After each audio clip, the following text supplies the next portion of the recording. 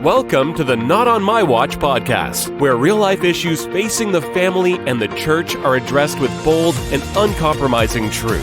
It's time to reject the mediocrity of the day, live courageously in the face of danger, and declare, Not On My Watch. Here are your hosts, Jeff and Rochelle Ferguson.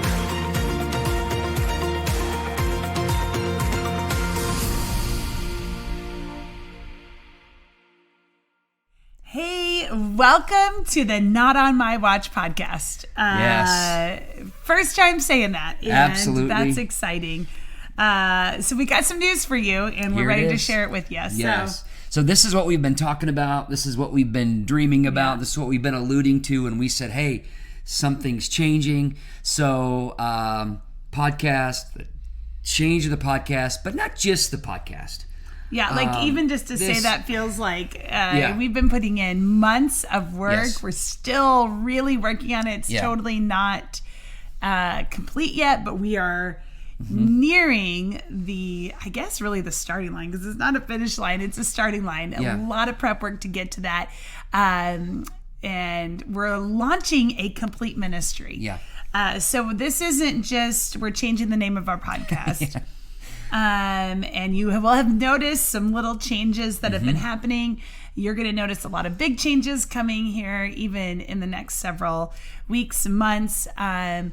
But this is a launch of an entire ministry called Not On My Watch. And our podcast is changing. We are no longer the Deep Rooted Podcast, although we are still deep-rooted people. Still deep-rooted people. And just so you know, if you're out there watching, you're listening right now, same channel, okay? You don't have to go out and subscribe to anything new.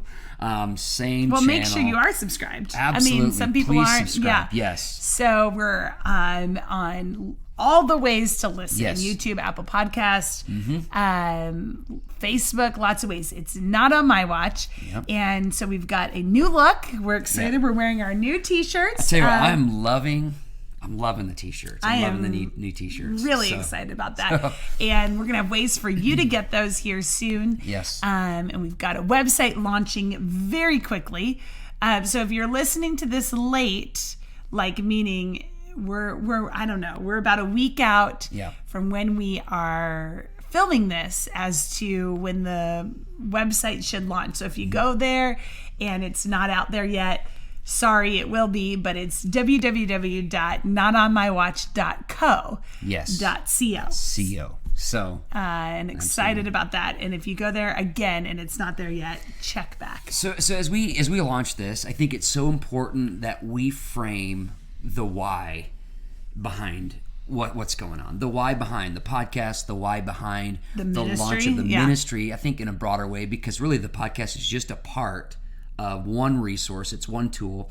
So, and that's kind of the point behind these episodes is why Not On My Watch. So we're going to kind of unpack that in a couple of episodes. The next couple episodes. Yeah. The why behind the what. The why behind the Not On My Watch. And what would you say is our why? I don't know. It's just, I do know. I will tell you. It's not like I don't know. I guess when you're even asking that, it's just so large. Yeah. It's so large. And to even I was like, I want to have a cup of coffee with you and and talk to you over several cups of coffee about even how this has been birthed. You know, even to say we've been working on this for several months feels not true, because we've been working on this for years and we didn't even know it. Didn't even know it. And can I just say that when God plants something inside of you, that is how often it works. He begins planting something inside of you before you even know it's simmering, before you even know it's in your heart. And you look in the rearview mirror and you say, oh, wow, God's been preparing us all along. And this is how God works. And this is how God works in this instance. We've lived before we've actually launched something. Yeah, and I feel like we're still there. And things are not always clear. I think that's part of following the Lord is that it's like you think, oh, when I get to there, it'll be really clear. Yeah. Yep. Someday it will be really clear, but we're not there all the way. So why Not On My Watch? There's a whole story. We're going to tell that in a subsequent episode of really how it launched, how did the name come about. You're going to hear about that. But why are we launching a whole ministry? Why change from the Deep Rooted? I mean, we did 84 episodes in the Deep Rooted, and most podcasts don't even make it like 20 or something. I mean, so here we are, 85. Yeah, this is 85, and 85. Yet it's 1 too. Like exactly. It's like episode 1 and it's also episode 85. But why not on my watch? Here's really the issue. I think what we're really, if you had to succinctly break it down, there's so many things that we're passionate about: the family, marriage, leadership, church. We care so much. I mean, these are the things we've given our life to. Oh my! We're going to continue to give our life to. Yes. But it's really, I think we're rejecting the notion, or not even just the notion, what's actually been said out loud. We are rejecting that you must suffer in silence and enjoy the mediocrity. Yeah, it's almost like as believers, we've been taught, maybe not explicitly, but maybe sometimes. I think sometimes we have. Sometimes we have. I'm just trying to be charitable here because I don't want to be. No, go ahead. We've been taught as a follower of Christ, in the quote Bible passages, turn the other cheek. Again, that's biblical. Or as a Christian, you believe the best. Don't really say anything about that. Sure, it was wrong, but just don't say anything about it. Or what we've seen a lot in our culture is, don't say anything about that thing in culture because we have to influence culture before we win culture. And so what we've created really, unfortunately, is this environment of silent Christianity where we're trying to be so nice, this kind of almost cult of niceness, so nice that we're not saying anything of substance. And when we look at the Bible, when we look at Jesus, when we look at the apostles, the Old Testament prophets, we do not see silent people. We see people who were very verbal, people who were very urgent about what God was showing them. Hold on, Jeff. Jesus didn't say a word to his accusers. Tell me about that. That is the favorite, whenever you've been wronged. Talk to me about that, Dr. Ferguson. Or whenever somebody has done something to you, a lot of Christians, the first thing they will say is, don't say anything because Jesus was silent among his accusers. Yeah. And that is certainly one way that Jesus handled those who were coming against him. But if you study it, Jesus acted in at least 7 other ways. So Jesus was silent. I will give you that. Jesus also responded with questions. Jesus also responded with statements. He said, you are acting like your father, the devil. Jesus, this is a funny one, I think. I've never heard somebody give me that advice to tell other people. Now, we're not sitting here. Act like Jesus and tell everybody that they're acting like their father, the devil. Like, no, I'm just sorry. It's funny. Keep going. It's just funny. Well, Jesus often just withdrew. He just walked away. And so it seems what we've bought into is this niceness of, okay, just do one of what Jesus did, but ignore the other things. And so what we're saying is this has really caused a whole lot of complacency in Christianity, because Christians can begin to say, well, if I can't say anything about what's going on in our world, why am I here? And yet Jesus says you are salt and light. Right. You are here to have an impact on culture, an impact on the world. You are here to make an effect. And so to do that, we're going to need to say some things. We're going to need to do some things. We're going to need to be people who are no longer silent. Our entire life, we've been told, just kind of be silent and it'll be fine. I'm looking back on my 43 years of life and saying I don't buy that advice, because as we look at the slip in culture, the church has been impacted by culture, unfortunately, and we haven't had the impact on culture that we would want to see. Absolutely. And so I know it's a mouthful, but... No, but this is why we're launching. Yes. I don't even know all the places this is going to go, but not on my watch, where we see what's happening. We aren't hiding. We aren't putting our head in the sand. We aren't ignoring. We aren't separatists where we just pretend like if I just close my eyes, it's not really happening. No, we are wide open, eyes wide open, seeing what's happening. We're research-based. We're looking at trends. We're studiers. We're not people who are just believing everything. We're going to check it out. We're going to look at that, but we're also not going to just know what's happening and then think, well, as long as I can get my family saved, we'll be fine. forget everybody else. That is, you just said it earlier, that's separatist thinking, that's escapist thinking. Me and my family are okay. We're just going to care about our corner of the world and go on living life. Nowhere in Scripture do we see that. We always talk about warning again, Ezekiel, warning other people. We are watchmen on the wall. So that's why I say not on my watch, who are to warn other people. Because if we don't warn them, then we bear the responsibility as well. We can't escape that. Well, I mean, I hear you. I love the Ezekiel. I'm on board with that. That's like partly why we named this ministry. I mean, it all came together in that. But it's also, this isn't just an Old Testament prophet concept or something like this. This is called when Jesus said, if you truly love your neighbor. He talked about telling us, how do we show that we love God? What do we do? One of the things is like we love others. And loving others is actually warning about the truth. I don't have love for my neighbor if I see them and I know what's ailing them. And I think, well, it's not affecting me. I'm good. Like, we've talked about this, and we could have just done our own little family not on my watch, and you and I could have worn little t-shirts together. And this is our family motto. This is our family. That could have been like our family motto. Ferguson's not on my watch. And we would have been, and we could have just invested everything into seeing our three girls stay close to Jesus. And yes, that is a family motto. Yes, we are invested in our family. And we want to see our family. We are seeing incredible fruit in our family. But it's not enough just to think, well, we only have to worry about the three that were born into our household. I don't have love for my neighbor if I don't speak up and share what God's entrusted to us. And I'm just unwilling to see the people I love near me just think that what's happening in the world is normal.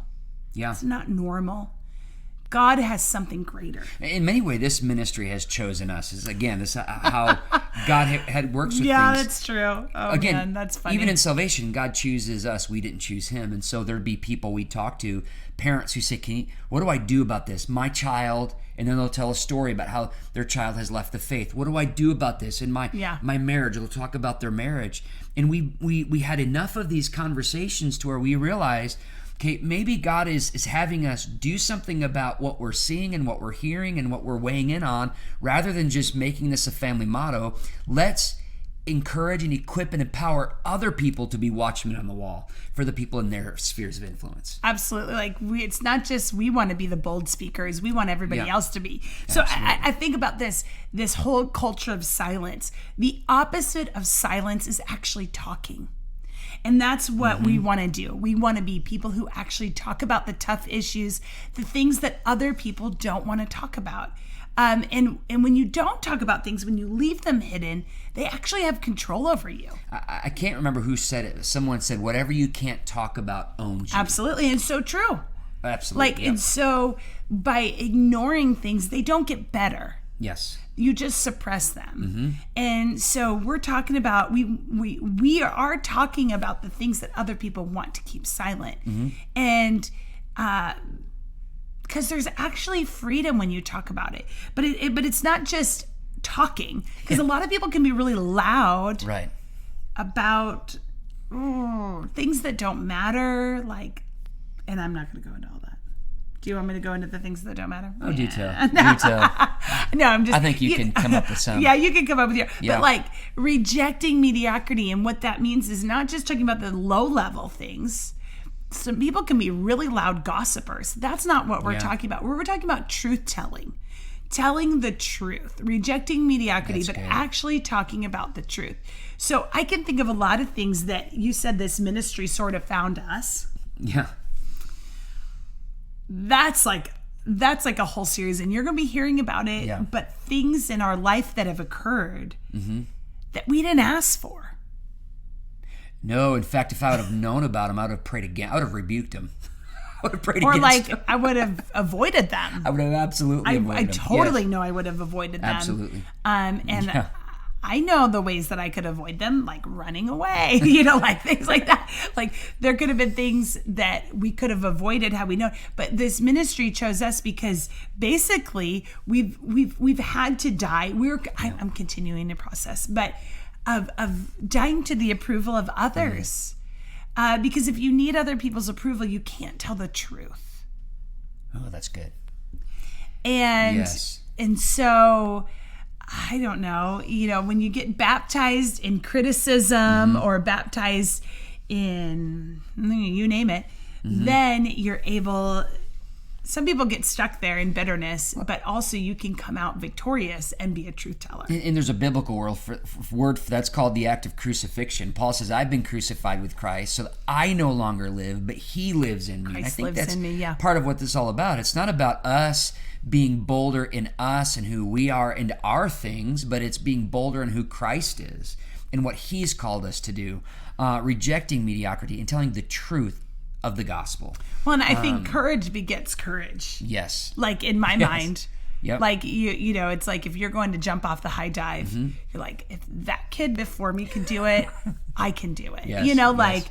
I've, done some, I don't know, I did some rappelling on a mountain, or we've done like a high ropes course and things like that. I wish I could say I've done some rappelling, but I haven't. Or like whitewater rafting. I've done, and like those are kind of scary things. And you look and you're like, okay, if they can do it and they survived, I can do it. Yeah. And that's even I would say a large impetus for us. If we can talk about it, be bold and tell the truth, talk about it from a research-based, Bible-centered, courage point of view, hopefully courage will beget courage. Oh, yes. That's my prayer. I think that's it. I think one other thing that I want to mention about Not on My Watch is this is not a podcast for just railing or complaining. Getting on my soapbox. And talking about all the things. Like, although that could be sort of fun for a time, it's not, but that leaves you with just, okay. Right. It's not just talking about like, okay, this is going wrong, or these statistics are sharing that, or that's a problem-focused stance. We don't want to do that. No, we want to be a solutions-based. Yes. Okay, bring the awareness. Absolutely. Tell the truth. Bring the awareness. Because some people are sleeping. Like, I literally, and sometimes I don't even blame people. They're overwhelmed with things in life. Life is hard at times. And so you need maybe somebody to bring the awareness, like, hey, this is an issue. Yeah. Like, and some people literally have never, ever been taught these things are an issue. Like, I think about, here's one that gets a lot of traction. So talking about kids in social media. Some people are like, well, what's the big deal? I'm on socials. They're on socials. What's the big deal? Yeah. And I want to say you're sleeping. Let me share with you some research-based, Bible-centered truth-telling to you. And hopefully this will be something that brings awareness, but not just so that you can be like freaked out by every social media. Or like by the internet. Okay, we're going to be separatists. We're going to literally only use hardback books. No. How do we do this with a solutions-based? What do we do about that? And so that's what this podcast is for. That's even informed kind of the social media that we use personally, but we use it as a ministry. We don't want to use certain platforms that we see danger in them. We see craziness all over that is ruining the next generation. Yes. Again, that's so not authenticity and not hypocrisy. Absolutely. And it's not like, hey, don't get on Snapchat, but follow us on your Snap. Like I don't even know. I don't do Snapchat. We are anti-Snapchat people, and the reason is because it's built upon deception. Yeah. And I know somebody say, well, all social media is built upon deception. No, not really. And that when things disappear on purpose. So, so this isn't just railing. This is offering solutions. And so Not on My Watch is really geared towards talking to families, marriages, churches, leaders, educators. These are all areas that we are well acquainted with, has spent several decades of, and we just know that God has really just brought this to us, and we're going to step out in faith and follow him in that. And I think it's good to mention that, because when I'm listening to a podcast, I always want to know, what are these people's credentials? Do they have credentials to know this isn't something we're just dabbling in? This is not a hobby. Ministry is not a hobby. We're going to talk about the church because we like it. We want to dabble in it. This is something, I'm not going to go into, but I mean, we have degrees in this, that we have, I called you doctor. You are a doctor of history the church. in this. Yes. And the only reason I say that is because if people are going to be talking about something, I think the listener would want to know, I would want to know, what authority do they have to speak on it? And so I think, again, we don't come from just we're railing or we're getting on a soapbox. We're looking at the research and we're figuring out how can we tell the truth here, all that. So, yeah. So how does that leave you? Yes. I say join the movement. Yes. This is a movement. This isn't just a ministry, although it is for sure a ministry. Yep. We are a legal 501c3 recognized by the United States government. And we have opportunities for you to partner with us financially, opportunities to partner in resources and sharing, all of these kind of things. Opportunities. We'd love to come and share where you are, and talk about some of these really pressing issues. And so there's lots of ways to get connected to that, but also just being like a champion. Join on board. Courage begets courage. Absolutely. So join the Not on My Watch. Get a shirt. Wear it proudly. Say, this isn't just Jeff and Rochelle's Not on My Watch. This is my Not on My Watch. So I think, and it's for all ages. It's not just for parents. It's not just for pastors. It's for anybody who cares about telling the truth and seeing the next generation not suffer the consequences of deception, hidden, and all these abusive type things. So let's be courageous together. I think that's the bottom line. Let's be courageous together and share this podcast. Share it, get it out so that people can really gain help from this. I tell you what, I am really excited about this podcast, this ministry, see what God does. I cannot wait. I cannot wait for you to join the movement. So the first time I'm going to say this is we will see you right here next time on the Not on My Watch podcast. Can't wait to see you. We'll see you next time. Thank you for joining us on this episode of the Not on My Watch podcast. You are a watchman for this time and hour. Don't forget to subscribe and rate this podcast wherever you listen. If you haven't already, head on over to our website, www.notonmywatch.co, for more resources from Jeff and Rochelle. Thank you for joining us. We will see you next time on the next episode. But until then, keep watchful.